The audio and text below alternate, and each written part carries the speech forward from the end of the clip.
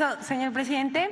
Buenos días a todas, a todos. Este es un día muy especial para mí. Es la última sección que voy a presentar. Hoy es 25 de septiembre del año 2024 y esta es la sección ¿Quiénes quieren las mentiras de la semana? Quiero iniciar diciendo que hoy tengo el honor y también desde hace más de 3 años de presentar esta sección, Quienes quieren las mentiras de la semana, un espacio de la conferencia de prensa del presidente Andrés Manuel López Obrador que contribuyó a encontrar nuevas formas de contrarrestar ideas y de comunicar.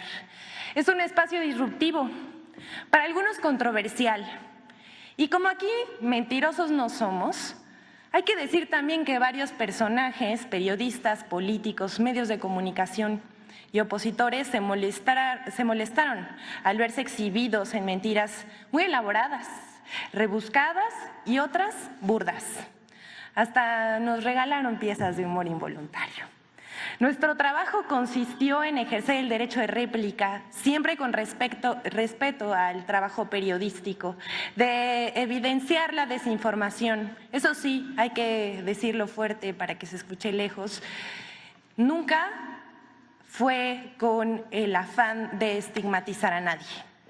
Y una parte del legado y las enseñanzas que nos deja el presidente López Obrador fue justamente democratizar la conversación pública a través de hacer visibles a todos aquellos que hacen periodismo independiente, ese periodismo verdaderamente independiente, que desde espacios no tradicionales, quienes con sus herramientas lograron avanzar en el empoderamiento de sus espacios informativos. Benditas plataformas digitales, benditas redes sociales. Pero lo más importante, las mañaneras también sirvieron para reivindicar la capacidad del pueblo de recibir información sobre la opinión de comunicadores, medios de comunicación y expertos. Aquí fue un parteaguas. Aquí no importa el apellido, la plataforma más escuchada en la radio o en la televisión, el apellido más rimbombante, sino que las personas tuvieron el derecho a decidir qué es lo que en México pasa. Y ese es un avance y un logro de la cuarta transformación de la vida pública en México. El pueblo escucha, lee, revisa y compara información. Ya no es el tiempo en que la opinión de los poderosos es la que vale. Esa ya no es la verdad absoluta. Además, se generó con el ejercicio de las mañaneras un pueblo politizado que tuvo la capacidad de diferenciar lo que es verdad de lo que es mentira y tomar decisiones a partir de eso. Sí, eso también es democracia. No solamente es la democracia en las urnas, sino la democracia participativa. Gracias, presidente, por todo lo que hizo por el pueblo de México. Gracias por la oportunidad de ocupar este espacio. Gracias porque cuando una cree en lo que hace, el trabajo se vuelve aún más satisfactorio. Gracias, Jesús, por invitarme y guiarme en este camino. Gracias a mis compañeros de trabajo que, si bien no subieron a esta tribuna, contribuyeron en la realización de esta sección y pusieron el corazón, la disciplina, el empeño y el compromiso, siempre dispuestos a servir al pueblo.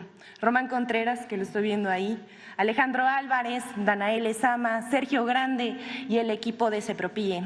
Gracias a ustedes también. No ha sido una tarea fácil, pero la satisfacción del deber cumplido es incomparable.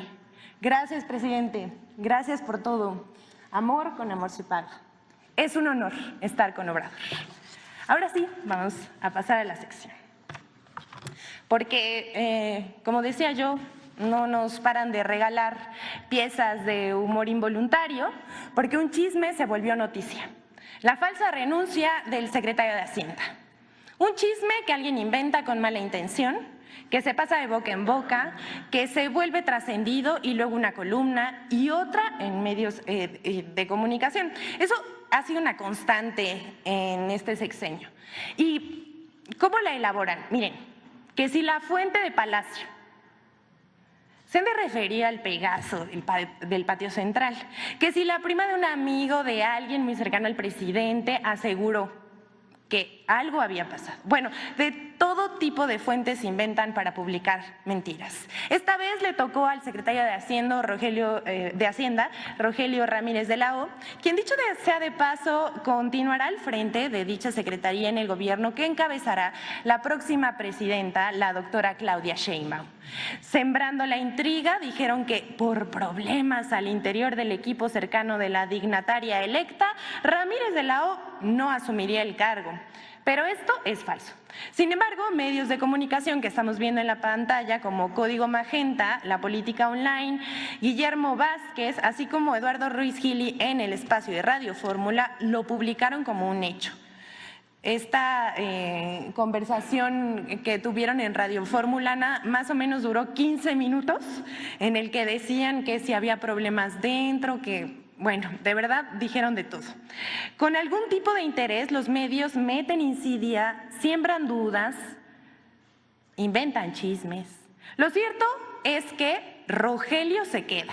Así lo dijo la presidenta electa y estos medios de comunicación volvieron a quedar en ridículo. Vamos con la siguiente. Ustedes saben que una de las dependencias de las empresas públicas que fueron más atacadas este sexenio, y pues cómo no, si se les perdió ahí una minita de oro a los poderosos, a aquellos que se sentían dueños de México, atacaban un día sí y otro también a la Comisión Federal de Electricidad. Y vamos a presentar dos mentiras que intentan engañar a los consumidores. Y bueno, en su empeño por desprestigiar a la CFE, inventaron dos noticias falsas con el afán de causar enojo entre los consumidores.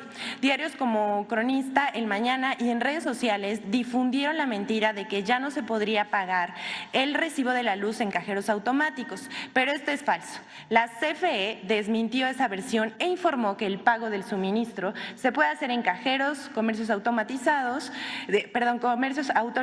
tiendas de conveniencia, bancos y en la aplicación para teléfonos móviles CFE Contigo. La segunda noticia, pues esta es una noticia chatarra.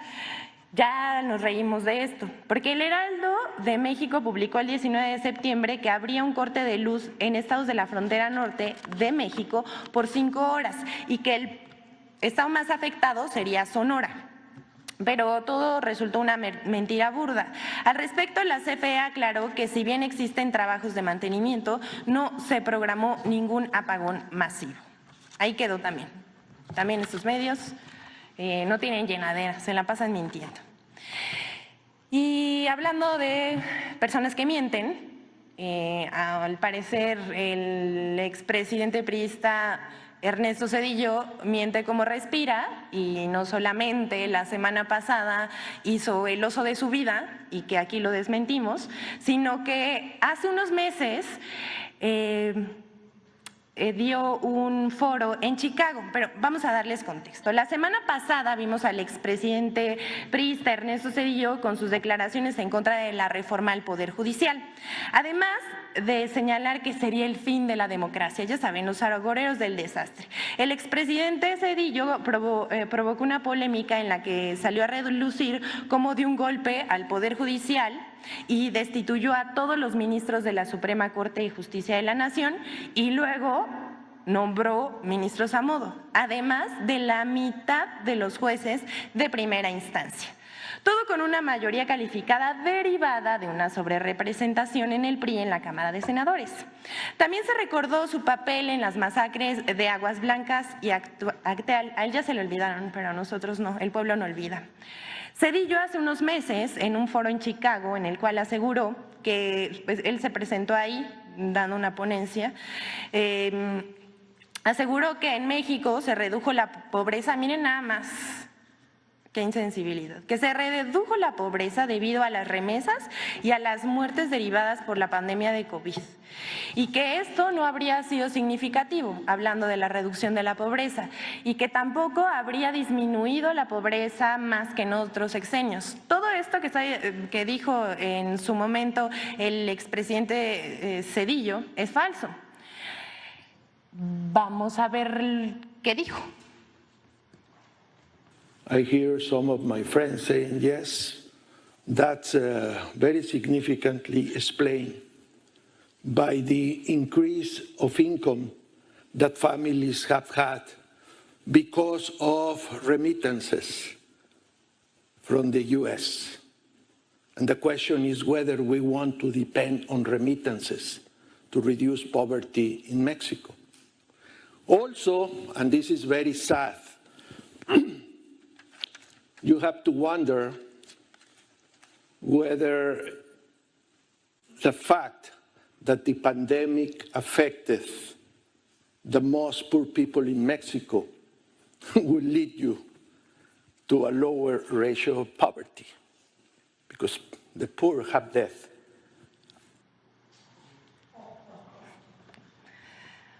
Miren, tiene amnesia selectiva este señor, primero que nada, hay que decirlo, y se le olvida que en esta administración, según el Banco Mundial, 9.5 millones de mexicanos salieron de la pobreza y que eso no tiene precedentes. Según el Coneval, las razones por las que ha disminuido la pobreza en México durante el gobierno han sido por la política salarial, es decir, el aumento a los salarios en más de 110% y los programas sociales. También el Coneval reconoce el aporte de las remesas, pero esto no es lo principal.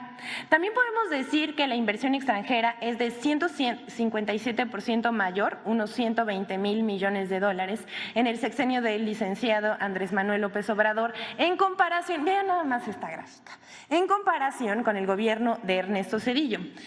Esto que se logró en el gobierno del presidente Andrés Manuel López Obrador tampoco tiene precedentes. La inversión extranjera directa es histórica, sin privatizaciones y sin Fobaproa, que recordemos que volvió la deuda privada en pública. Y todavía el señor Zedillo tiene la caradura de ir a Estados Unidos a hablar mentiras sobre México. Bueno, durante su administración, le recordamos, señor Ernesto Zedillo, el peso se devaluó, qué joya, miren, ¿me pueden pasar por favor la siguiente?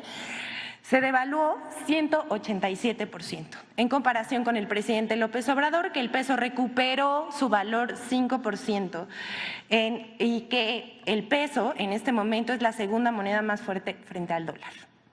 Y si de remesas y migración hablamos, también tenemos que decir, con Zedillo 7.9 millones de mexicanos abandonaron su tierra en busca de oportunidades en Estados Unidos, más de 1 millón por año. Con AMLO se redujo 2.6 millones, esto es 3 veces menos. Y sin embargo, las remesas se incrementaron hasta julio de 2024. Se tiene el registro de 290,000 millones de dólares de remesas, 9.4 veces más comparado con Ernesto Zedillo. Asimismo, el señor Ernesto Zedillo, en su administración, 64 de cada 100 mexicanos vivía en situación de pobreza. Esta es la cifra más alta desde que se tiene registro y es casi el doble comparada con el sexenio encabezado por el presidente Andrés Manuel López Obrador. El modelo y el régimen que defiende Zedillo y los conservadores era una fábrica de pobres. Cada mes 100,000 personas entraban en pobreza. Cada mes 100,000 personas entraban en la pobreza en la época neoliberal. En cambio, con el gobierno del presidente Andrés Manuel López Obrador, 100,000 personas al mes salen de la pobreza. Definitivamente no somos iguales. Señor presidente, usted cumplió. Por el bien de todos, primero los pobres. Y vamos a ir con, pues porque vamos a tirar aceite, dijera el presidente. Y vamos a presentarles la encuesta publicada por ENCOL el 24, apenas ayer, 24 de septiembre. Hoy por la mañana la publicó, hoy 25 de septiembre, ENCOL, sobre la evaluación sobre el fin de sexenio del presidente Andrés Manuel López Obrador. Y vamos a ver aquí en la pantalla algunas de las preguntas que le hicieron a la opinión pública.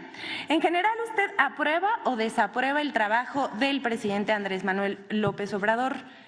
Aquí vemos que el 77% de los encuestados aprobó frente al 23% que desaprobó. Luego le preguntaron a los encuestados, comparando el día de hoy con el inicio del gobierno del presidente Andrés Manuel López Obrador, ¿usted diría que la situación del país ha mejorado o ha empeorado? El 83% piensa que ha mejorado y por los apoyos sociales, el 80% por el derecho, del derecho para las mujeres, el 71% por obras de infraestructura, educación el 64%, salud el 61%, por la economía el 59%, el medio ambiente 50%, el acceso al agua 50%, la seguridad 40%. Esta es una belleza, porque en una escala del 1 al 10, ¿cómo se califica en la escuela? ¿Qué calificación le otorga al trabajo que ha hecho el presidente Andrés Manuel López Obrador? Aquí vemos, la calificación promedio es de 8.2%. Pero vamos con la siguiente, porque aquí es donde, pues, a algunos no les va a gustar y otros que ahora en su relevo generacional lo sacaron, que sacaron a Ernesto Zedillo, ese es su relevo generacional, como ahora líder moral y discursivo de la derecha.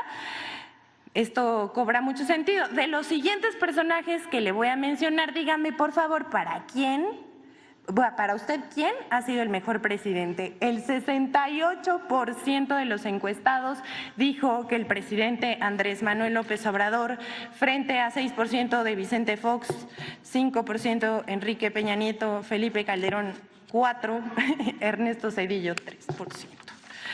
Ahora bien, de los presidentes mencionados, para usted, ¿quién ha sido el peor presidente? Miren nada más esto. 32% Enrique Peña Nieto, Felipe Calderón 24%, Ernesto Zedillo 17%, Vicente Fox Quesada 14% y solo el 7% respondió que el presidente López Obrador. Otra pregunta significativa dice, ¿qué tan de acuerdo o en desacuerdo está con la Cuarta Transformación, considerando las acciones de gobierno del presidente López Obrador en los últimos 6 años? El 77% estuvo muy de acuerdo o de acuerdo respecto al 16% que no estaba que estaba en desacuerdo o muy en desacuerdo. Por último, queremos destacar también esta pregunta que dice, ¿qué tan de acuerdo o desacuerdo está con la Cuarta Transformación considerando las acciones de gobierno del presidente López Obrador en los últimos 6 años? Miren, aquí hay 3 datos a destacar. Las mujeres, el 59%, el 62% de las mujeres piensa que está de acuerdo con las acciones del gobierno del presidente López Obrador, pero eso no es todo. La edad de 18, es decir, los jóvenes de 18 a 34 años, que es el 69%, están también, están de acuerdo con las acciones del presidente López Obrador y también 65 y más. Esto responde a la dignificación que se ha hecho al trabajo de los adultos mayores con las pensiones del bienestar. Decimos, amor con amor se paga. Hasta aquí la encuesta de ENCOL, pero ya al final de esta participación queremos decirles que durante 3 años esta sección ha expuesto cerca de 170 veces en la conferencia de prensa del presidente Andrés Manuel López Obrador. Se han hecho más de 800 desmentidos y se han presentado 90 cápsulas de infodemia. Por cierto, ahora pasemos a la colaboración de Infodemia sobre las mentiras publicadas en torno al fin del gobierno del presidente Andrés Manuel López Obrador.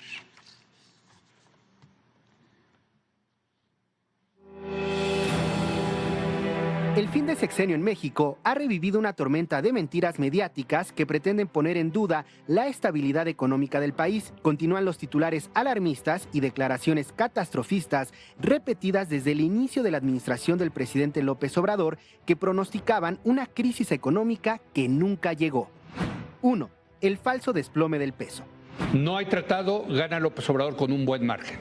25, 27, dependiendo del mensaje que mande López Obrador también. Y se puede ir ahí hasta 27, podrías, Yo diría 25, que sí. 27. Desde que ganó Claudia Sheinbaum las elecciones, el peso se ha devaluado casi 20%.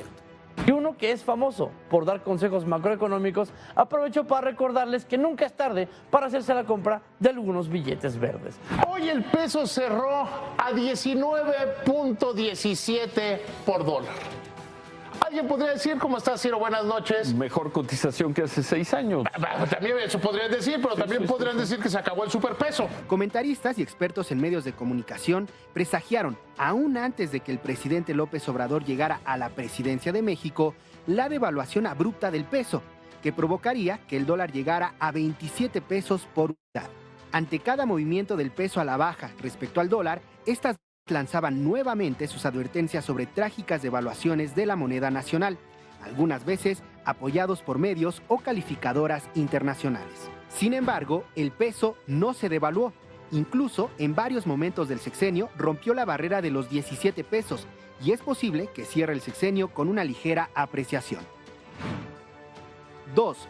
Falso que la administración de López Obrador aumentó la deuda más que en otros sexenios. El sexenio que está por terminar dejará el aumento de deuda más alto en la historia en números absolutos, con 6.6 billones de pesos, con lo que heredará a Claudia Sheinbaum unas finanzas públicas en la cuerda floja frente a las calificadoras. El sexenio que termine el 1 de octubre, estamos a 12 días de ello, deja el aumento de deuda más alto en la historia. Nunca en un sexenio habíamos tenido un incremento tan alto en el nivel de la deuda pública. Entonces, tengo aquí 82-88 creció de manera muy significativa la deuda.